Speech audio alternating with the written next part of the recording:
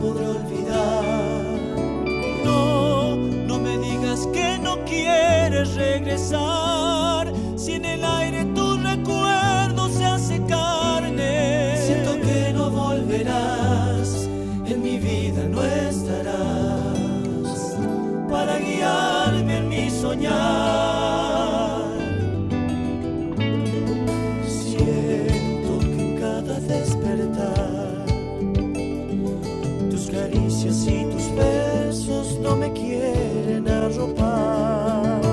Deja que el recuerdo te regrese a ese lugar y el aroma de tus besos me permitan extrañar la vida con tristeza desde que tú ya no estás. Pues yo la vida sin certeza, sé que nunca volverás. Se escapa tu corazón y no puedo estar sin vos. Tu recuerdo me atormenta y ya no encuentro la razón. Marchará la ilusión. Hoy te pido que no dejes mi alma, que ya me muero sin tu amor.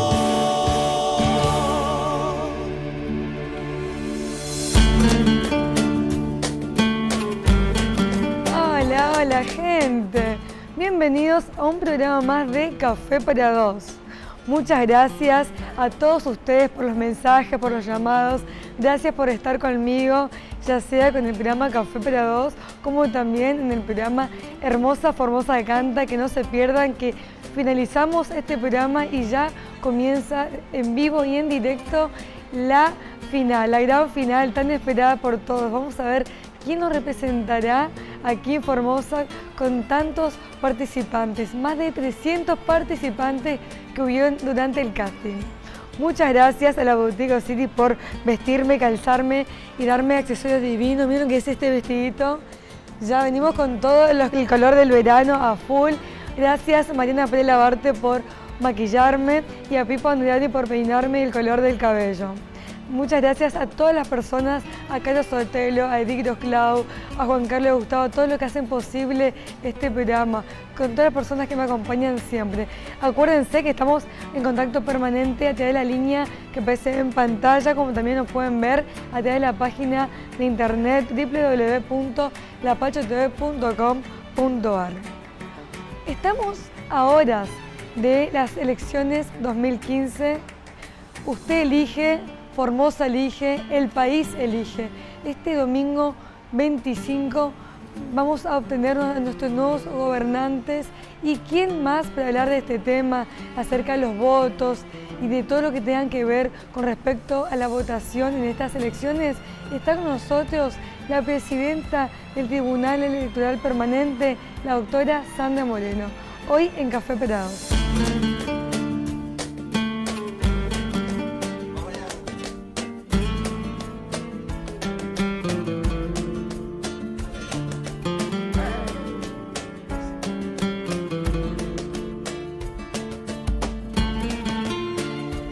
Muchas gracias, doctora, por venir al programa. Ya estamos a horas de las elecciones en este año 2015. Contanos cuál es la importancia que tiene el Tribunal Electoral Permanente. Bueno, en principio, ¿no es cierto?, existía una junta electoral que se constituía cada vez que se realizaba la convocatoria a las elecciones, ¿no es cierto? Estaba constituida por el presidente del Superior Tribunal de Justicia, un fiscal que tenía competencia electoral y se sorteaba entre todos los jueces quién iba a integrar esa junta. Había un secretario electoral y el personal, ¿no es cierto?, pertenecía al Poder Judicial y en ese momento prestaban servicios para la Junta Electoral. Después se decide por una ley provincial la creación del Tribunal Electoral Permanente como un organismo con competencia electoral en todo el territorio provincial y digamos que esta creación fue simultánea con la creación de muchos organismos provinciales electorales en todo el país. ¿no? De hecho, actualmente entonces tenés la Justicia Nacional, ¿no es cierto?, que tiene los juzgados federales con competencia electoral, en algunos casos, que se van a constituir la Junta Electoral Nacional y la Cámara Electoral Nacional. Y en cada provincia hay tribunales o juzgados con competencia electoral. En el caso nuestro, somos un tribunal electoral permanente, está constituido por 3 jueces que tenemos el rango de camaristas. En este caso está constituido por la doctora Verónica Hans de Dorrego, el doctor Daniel Claudio Moreno, y en mi caso ahora, ¿no es cierto?, y anteriormente en su origen era el doctor Guillermo Alucín, quien constituía el Tribunal Electoral Permanente. Tenemos un secretario electoral, que es el doctor Ricardo Roth, que de paso ya era, ¿no es cierto?, secretario de la Junta Electoral Provincial anterior. Y el personal ya es personal asignado al Tribunal Electoral Permanente. Nosotros los jueces tenemos la superintendencia sobre el personal, podemos realizar las contrataciones en el sistema adecuado al reglamento de la justicia de la provincia, ¿no es cierto?, porque de hecho también integramos el Poder Judicial. Este domingo 25 la gente elige gobernador, vicegobernador, elige 3 diputados nacionales, 15 diputados provinciales, intendentes de los 37 municipios. La gente está confundida porque se elige diputados nacionales y no senadores nacionales.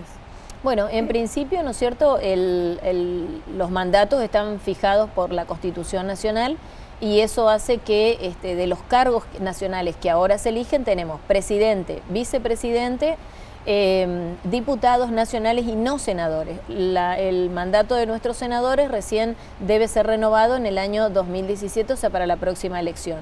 Lo novedoso de estas elecciones en el ámbito nacional son los parlamentarios, ¿no es cierto?, que se decidió la constitución de los parlamentarios del Mercosur por una ley nacional sancionada el año pasado y por la cual se incorporan la elección de los parlamentarios nacionales, que son 19, y después los parlamentarios de distrito o regionales que se llaman, que en el caso de Formosa corresponde a uno a cada provincia. En el caso de los cargos provinciales, como bien vos decías, tenemos gobernador y vice, los diputados provinciales, que se renueva por mitad cada 2 años, por lo tanto son 15 titulares y 8 suplentes, los 27 intendentes, 10 comisiones de fomento, ¿no es cierto?, que tienen presidente de comisión de fomento, y los concejales en cada una de las municipalidades. Sí, me quedé pensando, por eso te dije, me quedé pensando porque me quedaron los concejales. Son 27. Son 27 intendentes. Claro, son 37 municipios, sí. 27 intendentes y 10 presidentes de comisiones de fomento. ¿Ves, Sandra? El que sabe. Yo me quedé pensando, se me hizo todo un enrollo. La verdad que son boletas bastante amplias, elige muchos Bueno, de candidatos. hecho, ¿no es cierto?, para las PASO fueron 4 categorías, al sumarse las 4 categorías provinciales y municipales en total, iba a haber prácticamente una boleta de casi 1 metro, por eso los distintos partidos políticos decidieron llegar a un acuerdo y la boleta se redujo, ¿no es cierto?, va a ser de 12 por 9,5 cada sección, lo que hace un total de 48 por 19 centímetros la boleta. O sea, como era la de las PASO, va a ser la actual, pero tiene 8 categorías en lugar de 4. Igualmente está punteada, ¿no es cierto?, de manera tal de que la persona que quiera realizar algún corte de boleta pueda hacerlo. En el caso que un ciudadano vaya al cuarto oscuro, busque la boleta y no la encuentra, ¿puede decir, tiene derecho a decir falta boleta? ¿Cómo es el tema cuando quieren votar a alguien y faltan boletas? Bueno, en principio hay que saber, ¿no es cierto?, que el voto es sobre todo obligatorio, secreto, universal. Cuidar ese derecho del voto secreto es una garantía que debemos realizarlo todos, ¿no es cierto?, la ciudadanía en general, las autoridades y sobre todo las autoridades electorales ese día. Por lo tanto, ¿qué ocurre? Cuando una persona, un elector ingresa al cuarto oscuro, como vos decías, y no está la boleta, no puede salir a decir falta la boleta de tal partido, porque ahí estaría violando el derecho del voto secreto, ¿no es cierto? Entonces, lo que debe decir es al presidente o autoridad de mesa que faltan boletas. La autoridad de mesa hace ingresar a todos los fiscales y verifica personalmente también cuál es la boleta que falta y sin decir nada hay que sustituirla. En el caso de que no encuentre boletas porque no hay fiscales, este año la Cámara Electoral Nacional ha creado lo que se llama el cuarto de contingencia, que por lo general va a estar en la dirección de los establecimientos educativos a cargo del llamado delegado judicial, que es el director de escuela, que va a tener todas las boletas de todos los partidos y es allí donde va a poder ir a buscar el voto de esa persona, tratando, como te decía recién, de seguir resguardando el secreto del voto. Me estuviste como comentando que es obligatorio, como todos lo sabemos. Al ser obligatorio, ¿qué tipo de infracción se le realiza a la persona que no va a votar? Bueno, siempre se valora, ¿no es cierto?, el derecho de votar.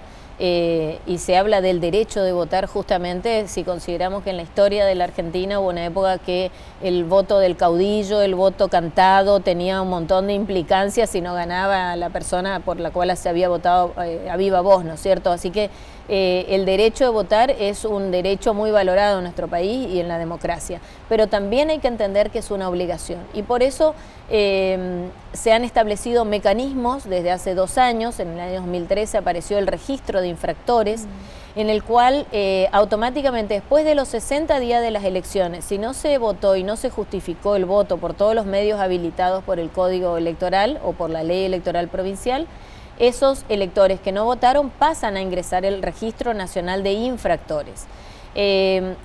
Para salir de ese registro hay que pagar una multa de 50 pesos la primera vez, la segunda 100, acumulativa a los otros 50, ¿no es cierto? Pero yo creo que, digamos, la sanción más importante es cuando uno quiere ingresar a un empleo público, cuando quiere realizar gestiones, la administración pública está obligada a exigir que acredite que ha votado o que ha justificado el voto. Y en el caso de que figure en el registro, no puede realizar ciertas gestiones. Por ejemplo, el acceso a un empleo público, los exámenes del Poder Judicial, el ingreso a las fuerzas de seguridad, ¿no es cierto? Están, digamos, inhabilitados para hacerlo si están en ese registro de infractores. Lo mismo pasó con respecto a las PASO, ¿no? Exactamente, para cada elección es lo mismo, tanto en las PASO como en las generales hay que acreditar o votar o acreditar que no votó por una causa justificada y en el último caso pagar la multa y salir del registro de infractores. ¿A partir de qué edad una persona ya es optativo que vote o no? Bueno, en principio en las elecciones del 2013 apareció el voto joven, ¿cierto? El voto de aquellos que deben enrolarse a los 14 años y a partir de allí comenzaron a aparecer en el padrón y para ellos 15, en algunos casos 16 y hasta 17, ¿no es cierto?, que tienen la opción de votar, es facultativo, o sea, pueden hacerlo. En el caso de que no lo hagan, no hay, digamos, consecuencias, no integran ese registro de infractores, pero si están en el padrón pueden votar. A partir de los 18 sí ya es la obligatoriedad de la que decíamos recién. Y hasta los 70 años. Sí, exactamente, 70 hasta los 70 años, siempre decimos, pero en realidad nosotros vemos que los abuelos son los primeros que están en la fila de los establecimientos educativos para emitir su voto, porque realmente creo que valoran el ejercicio de una democracia, ¿no es cierto? Pero sí estarían eximidos a partir de los 70 de no emitir el voto. Para mí, Sandy, igual, doctora Sandy, no tendría que ser una obligación, porque uno tendría que justificar, no tendría que hacerse cargo de la persona que elige, ¿no? Del próximo gobernante que uno tiene enfrente. Tendría que aprovechar que estamos en un país democrático y ya que tiene la opción de elegir, no pasar por alto eso, justamente. Sí, yo creo que más allá de la obligatoriedad que imponga la ley, ¿no es cierto? Yo lo que creo que después de la historia trágica de la Argentina que tuvimos durante la dictadura militar, en los últimos 32 años de democracia, la ciudadanía ha valorado muchísimo el ejercicio de los derechos republicanos y, salvo algunos casos excepcionales, ha demostrado en general todos los ciudadanos, los electores argentinos, ejercerlo en forma responsable, ¿no es cierto? Yo creo que acá en la provincia también ha habido un ejercicio real de los derechos electorales y un respeto por las instituciones en todos los años que tenemos de democracia. Así es. Usted elige, Formosa elige, todos elegimos. Este domingo, elecciones 2015. Vamos a un breve corte y ya volvemos con más Café Prados. Es importante que tengas en cuenta que son delitos electorales penados con hasta 3 años de prisión. Destruir por cualquier medio, cambiar, alterar, ocultar o robar boletas de votación, actas de escrutinio, telegramas o urnas electorales. falsificar o adulterar actas de escrutinio y telegramas, al igual que imposibilitar el escrutinio o falsear su resultado. Defender la democracia es nuestra responsabilidad. Dirección Nacional Electoral, Ministerio de Justicia y Derechos Humanos, Presidencia de la Nación.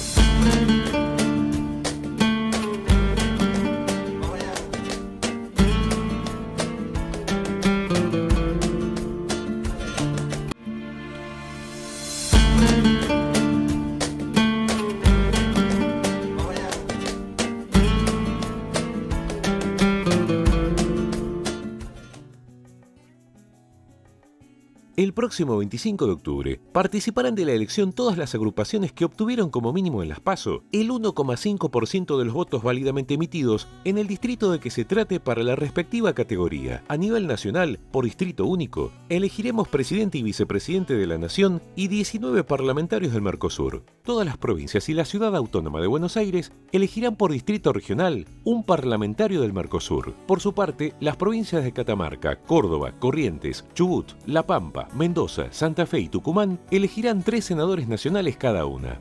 Y para la Cámara de Diputados, de las 130 bancas en juego, las provincias de Catamarca, La Pampa, Neuquén, San Luis y Santa Cruz elegirán 2 cada una. En tanto Chaco, Chubut, Formosa, Jujuy, La Rioja, Río Negro, San Juan y Tierra del Fuego lo harán por 3 diputados respectivamente. Por su lado, Corrientes, Entre Ríos, Misiones, Salta y Santiago del Estero elegirán 4 diputados. Mendoza y Tucumán 5. La provincia de Córdoba lo hará por 9 diputados. Santa Fe por 10. La ciudad de Buenos Aires por 12. Y finalmente la provincia de Buenos Aires elegirá 35 diputados. Tu voto es mucho más que la elección individual. Es la fuente colectiva de la legitimidad del sistema republicano, representativo y federal de gobierno.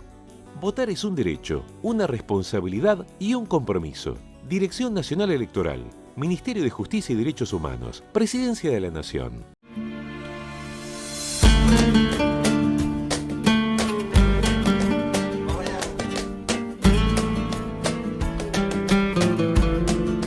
Después de las elecciones primarias abiertas, simultáneas y obligatorias, ya con un cronograma en marcha, ¿no es cierto? El gobernador convoca elecciones. Esto implica que las elecciones provinciales y municipales se realizan en forma simultánea y esto nos hace trabajar en forma conjunta con esa Junta Electoral Nacional. En este contexto hemos llevado todo el cronograma adelante, considerando que nosotros tenemos la llamada ley de lemas que nos permite, ¿no es cierto?, constituir a los partidos políticos y sus alianzas como lemas y subdividirse en sublemas. Y de esta manera luego se replican, ¿no es cierto?, las boletas que son las que van al cuarto oscuro. Contanos qué significa el voto recurrido y el voto impugnado. Bueno, en principio, ¿no es cierto?, todo ciudadano que está inscripto en el padrón tiene derecho a votar, pero suelen haber algunos errores al momento de consignar los datos, ¿no es cierto?, o puede haber algún tipo de reclamo que tenga algún fiscal de alguno de los partidos políticos frente a un elector.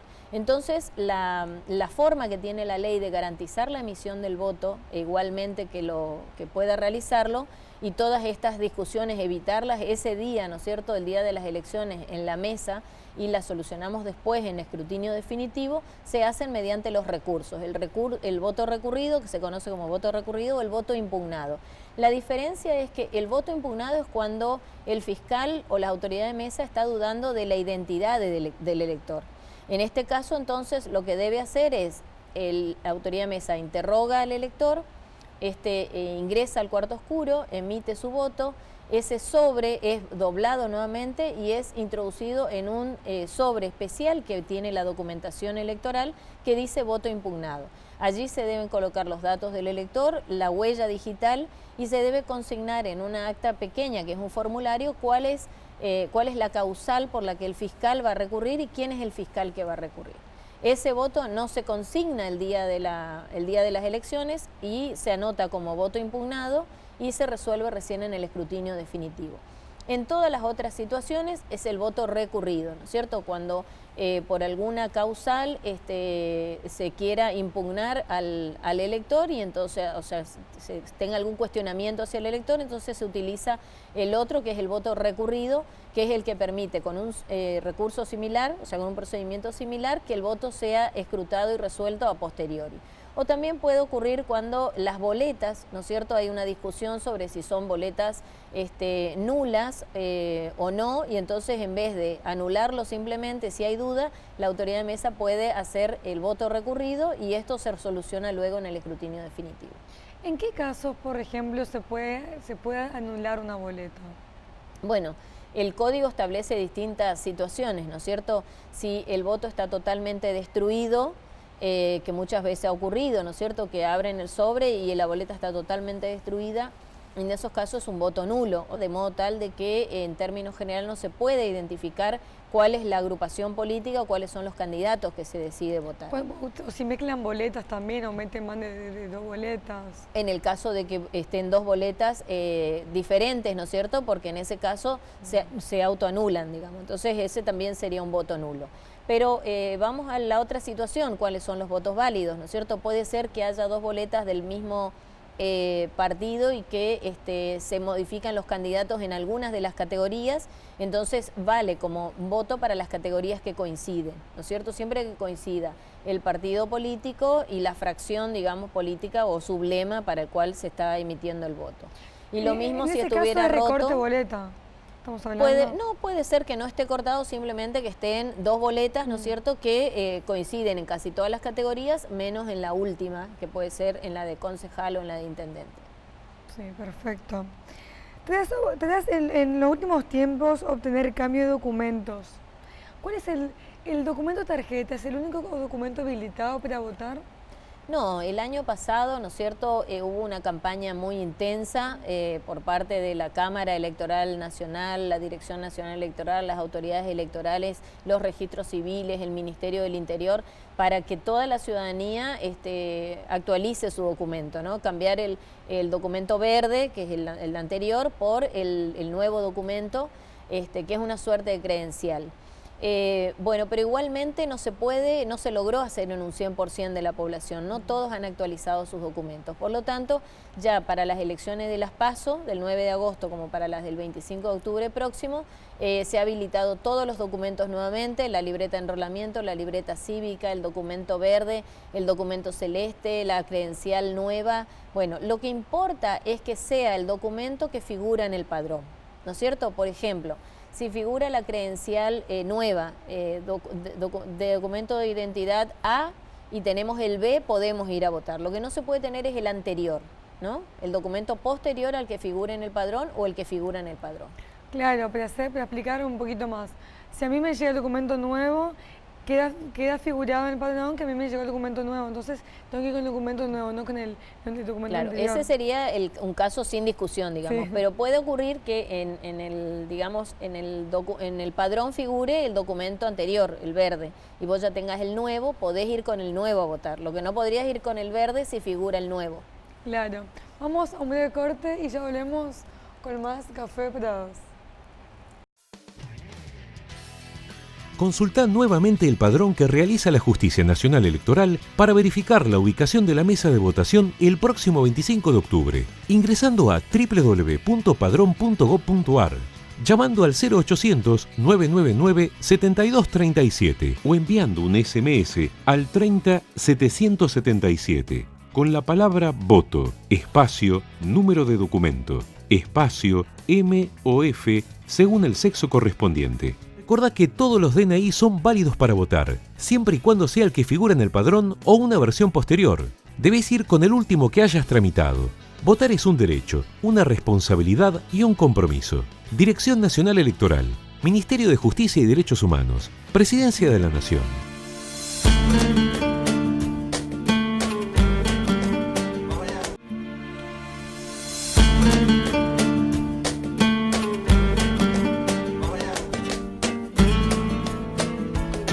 A las 6 de la tarde o después de esa hora, Cuando votaron todos los electores que se presentaron en cada mesa electoral, el presidente de mesa, auxiliado por su suplente y en presencia de los fiscales acreditados, procede a la apertura de la urna, la calificación de los votos, que consiste en determinar la validez de cada uno para posteriormente contarlos. El presidente confecciona el acta de escrutinio en la que se inscriben los resultados para cada agrupación, los que se transcriben también en el telegrama y los certificados de escrutinio. Estos últimos se entregan a los fiscales. Todos estos instrumentos van firmados por las autoridades de mesa y fiscales.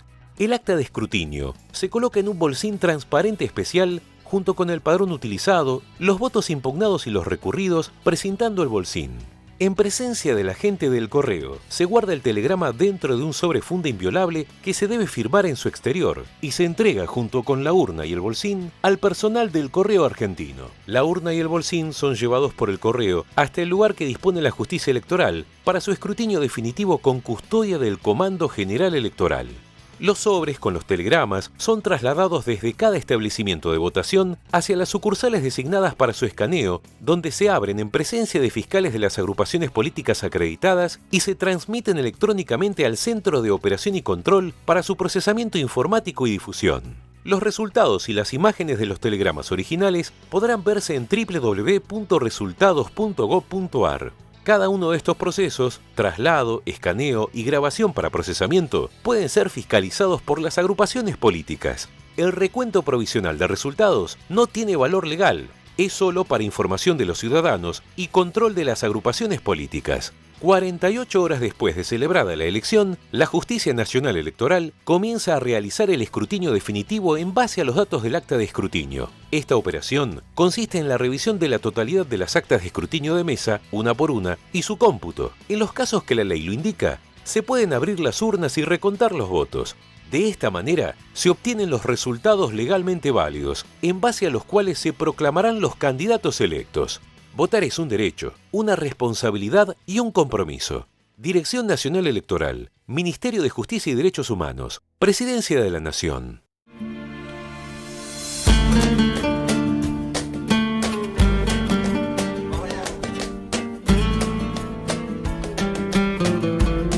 A partir de hoy viernes, ¿no es cierto?, ya con la veda electoral estamos en prácticamente la última etapa de este cronograma. ¿Qué es la veda? Bueno, es para los partidos políticos ya el cese de la campaña electoral, entendida como todos aquellos actos que tienden a la captación del voto a favor de alguno de los candidatos, ¿no es cierto? En esta etapa, bueno, ya toda la publicidad ha cesado, de hecho los medios de comunicación no pueden realizar ninguna publicación de encuestas ni sondeos de opinión hasta las 3 horas posteriores al cierre de los comicios, o sea, a partir de las 21 horas. Y justamente es por eso que el escrutinio provisorio que realiza el Tribunal Electoral Permanente, en base a todos los datos recopilados provinciales y municipales, va a comenzar a ser dado a conocer a partir de las 21 horas, ¿no es cierto? El día domingo hemos convocado a los apoderados de los partidos políticos que han designado a su vez fiscales informáticos, a la puesta en cero a las 20:45 horas y a partir de las 21, ¿no es cierto?, ya se van a comenzar a cargar los datos y a partir de las 21 se podría dar a conocer.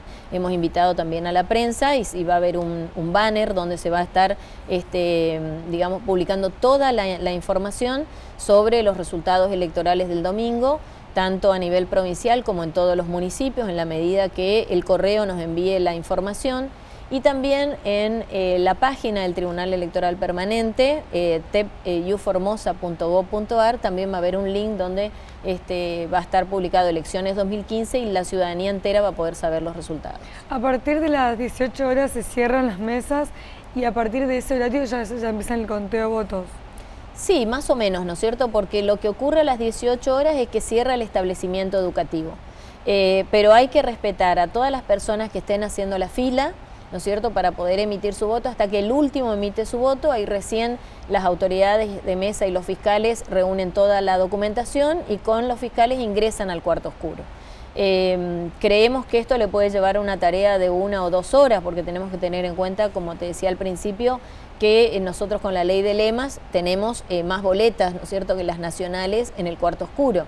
De hecho, en la capital tenemos cerca de 70 boletas, ¿no es cierto?, entre las 57 del lema Partido Justicialista, 19 de la Confederación Frente Amplio y el Partido Obrero que se han presentado para las elecciones. Bueno, Sandra, muchísimas gracias por estar en el programa, por informarnos, ya que estamos ya a horas de saber quién va a ser nuestros nuevos candidatos, nuestros nuevos dirigentes que va a llevar adelante la provincia y el país. Muchas gracias por estar en el programa, estaré nuevamente invitándote para hablar ya de otros temas y de lo que fue este periodo de elecciones. Bueno, muchísimas gracias a vos también. De esta forma llegamos al final del programa. Estuvimos con la doctora Sandra Moreno, presidente del Tribunal Electoral Permanente. Ustedes no se muevan, que ya empezamos en vivo y en directo con el hermosa Formosa Canta, la gran final. Vamos a ver quién se lleva el gran premio. No se muevan de la pantalla, Canal 11. Chau, chau, buen fin de semana. Hasta la próxima.